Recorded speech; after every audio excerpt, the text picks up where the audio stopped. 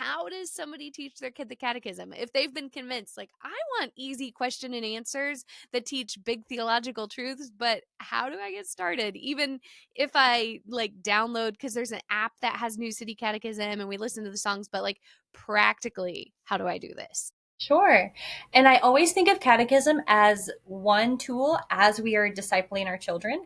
I think Yes. some really, if that's something that you're wanting to incorporate, I think a really simple way is just to read it and not even with the pressure to memorize, but Mm-hmm. just to read it and practice kind of saying it and teaching your children, okay, I'm going to say this as a question and this is the answer. It's kind of like a call and response. And you can even give them other examples of what that might look like. But then the more you do it naturally, and maybe that's, maybe every time you have family worship, you start by taking 2 minutes to just read the question and answer. Or maybe you set aside a little bit more time and you look at the verses that support that question and answer. And even just slowly over time, you're building up these ideas. I think sometimes we can be like, okay, there are 52, so I'm going to do one a week. And that's great. If you have capacity, that is so great. But also don't be afraid to like sit with it for a while. And anything we're teaching our children that is based on scripture, that is true doctrine, is so good.